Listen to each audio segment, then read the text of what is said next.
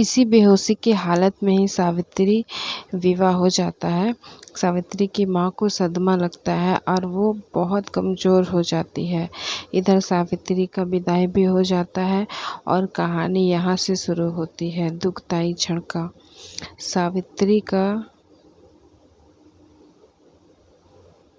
सावित्री का मन नहीं होता विवाह के बाद अपने पति के साथ जाने का, मगर अपनी माँ का हालत देखकर वो खून का आंसू भी पी जाती है और वो अपने पति के साथ विदा हो जाती है। के बाद अपने पति के साथ जाने का, मगर अपनी माँ का हालात देखकर वो खून का आंसू पी जाती है और वो अपने पति के साथ विदा हो जाती है। सावित्री के चचेरे भाभी लोग वहीं ताना मारती है कि देख लेना, सावित्री इनके साथ नहीं रहेगी, भाग जाएगी किसी के साथ। सावित्री को जब पता चलता है जहाँ विदाई होकर गई है वो उसके पति का घर अपना घर नहीं है बल्कि उसके किसी यजमान का घर है, सावित्री को सदमा लगता है। वो बहुत रोती है। सावित्री हर दिन कहती है चलिए ना अपना घर। इस प्रकार कहते कहते 7 दिन हो गए। 8वें दिन एक नदी दामोदर नदी को पार करके सावित्री एक घास से बनी झोपड़ी में जाती है जहाँ उसका स्वागत उसकी देवरानी करती है जो पूरा आदिवासी औरत लगती है। उसके साड़ी भी पहना है तो आधी जमीन पर घिसट रही। सावित्री को यहाँ अब सब सच्चाई का पता चलता है कि किस प्रकार वो किसी दोहे लड़के जिसका पहले विवाह हो चुका है और उसकी पहली पत्नी उसको छोड़कर चली गई है, उसके साथ विवाह सावित्री का हुआ है। उसे यहाँ आने के बाद पता चलता है कि उसको पैसों की खातिर उसके चाचा और गांव वालों ने मिलकर सावित्री का विवाह उससे करवाया है। अब सावित्री के सामने सब अंधेरा नजर आ रहा था। क्या क्या सपने संजोए थे सावित्री ने, सब क्षण भर में समाप्त हो चुका था। किसी तरह वही गांव की अन्य औरतों ने उन्हें ढांढस बढ़ाया। सभी ने उसे बहुत समझाया।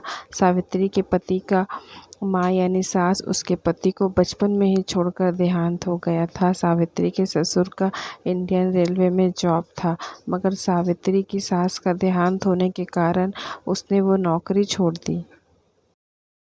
जवानी में जिसकी पत्नी का स्वर्गवास हो जाए वो नशे का आदी हो जाता है, इसलिए उसने अपने बेटों पर भी ध्यान नहीं दिया, जिस कारण उनके बेटे भी नशे के आदी हो गए। घर में कोई औरत था नहीं, इसलिए उसने अपने बेटे का विवाह जल्दी करवा दिया जो आकर घर संभाल ले। मगर ऐसा नहीं हुआ और शादी के कुछ दिनों बाद वो उसे छोड़कर चली गई और फिर कोई उसे लड़की नहीं दे रहा था। तब जाकर सावित्री के ससुर ने पैसा देकर झूठ बोलकर अपने बेटे का विवाह सावित्री से करवाया था। घर में कुछ नहीं, सावित्री का ससुर यजमान घर से चावल दाल मांग कर लाते, तब जाकर खाना बनता। अब सावित्री को बचपन वाली सावित्री नहीं रह गई थी। शादी के बाद और भी ज़्यादा खूबसूरत हो गई थी, मगर ससुराल के माली लागत अच्छे नहीं थे। जवान सावित्री और उसके गर्भ में कब एक बच्चे की आने की सुगबुगाहट हुई ये सावित्री को भी नहीं पता चला। कल तक जो सावित्री बचपने में थी वो आज 16 की एक खूबसूरत गर्भवती माँ बनने जा रही थी। घर में कुछ खाने को रहता नहीं था। सावित्री की पति नशे का आदी था, यहाँ वहाँ जाना आना, पढ़ा लिखा था नहीं, यजमानी में जो मिलता उसे लाता, ये कहीं नशे में धुत रहता। इधर सावित्री के गर्भ में नवजात शिशु ने बढ़ना शुरू कर दिया था। सावित्री को भूख भी ज़्यादा लगने लगा था, मगर ससुर यजमान घर से मांग कर लाते बनता। तब तक दोपहर हो जाता। सावित्री को जब भूख बर्दाश्त नहीं होता था तब वो माड़ चावल का पानी पी लेती। इस कारण पेट में पल रहे बच्चों का सही पोषण नहीं मिल पा रहा था। इधर जब सावित्री की माँ को सावित्री का कोई संदेश नहीं मिल पा रहा था तो वह स्वयं चली गई अपनी बेटी को खोजने। कोई 3 दिन खोजने के बाद वो सावित्री तक पहुंच पाई। जब बेटी को इस हालात में देखी तो माँ बेटी खूब रोई। उनका रोना देखकर गांव की और औरतें भी आ गई तब तक, और वो सभी औरतें भी इनका दुख देखकर रोने लगी। सावित्री की माँ तुरंत वहाँ से अपनी बेटी को लेकर चल दी अपने घर। सावित्री को 9 महीने के बाद जन्माष्टमी के दिन एक बेटा हुआ। सही पोषण न मिलने के कारण बच्चा सही ढंग का नहीं था और कुछ घंटे बाद ही उसका देहांत हो गया। अब सावित्री टूट चुकी थी, बहुत दिनों तक रोती रही, मगर उसकी माँ ने उसको बहुत समझाया, तब वो संभल पाई। बहुत दिनों बाद सावित्री का पति उसके पास आया।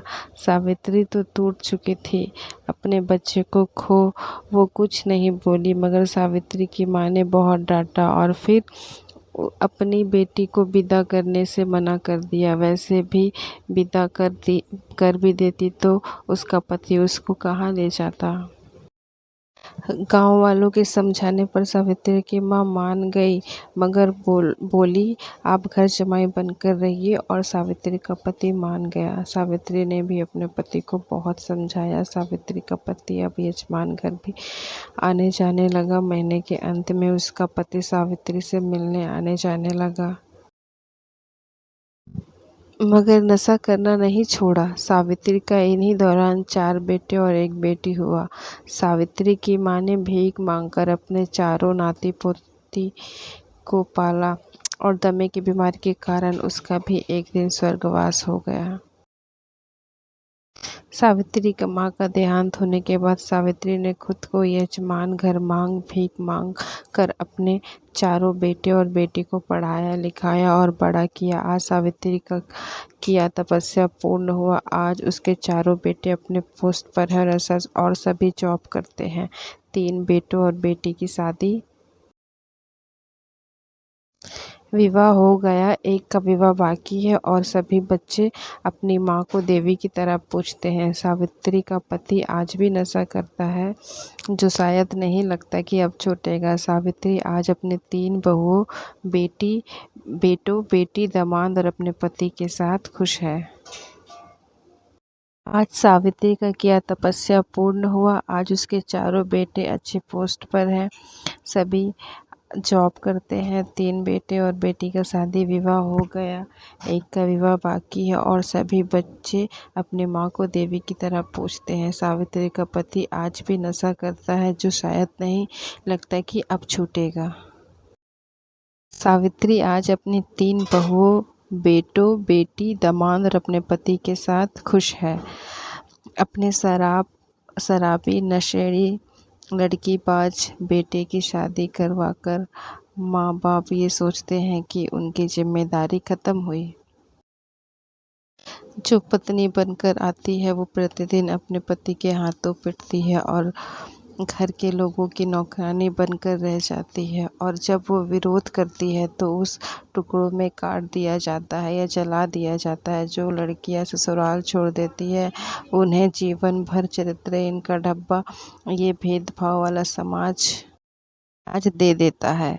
बेटे के माता पिता अपने बेटे का लाड़ दुलार में संभाल नहीं पाते और सोचते हैं कि पत्नी आते ही उसका बेटा शैतान से भगवान बन जाए। किसी की बेटी के जीवन को नर्क न बनाए और ना ही उसे दर्दनाक मौत मुंह में डाले, जैसे आपने अपने बेटे को जन्म दिया और पाला है। बेटे को बहू के साथ मर्यादित व्यवहार करना सिखाइए, ना कि बेटे की गलती को छुपाने के लिए बेटे के साथ मिलकर बहू को प्रताड़ित कीजिए और उसकी हत्या कर दीजिए। समाज और स्त्रियों का ये फर्ज बनता है कि किसी की बेटी के जीवन को बचाने में योगदान करे।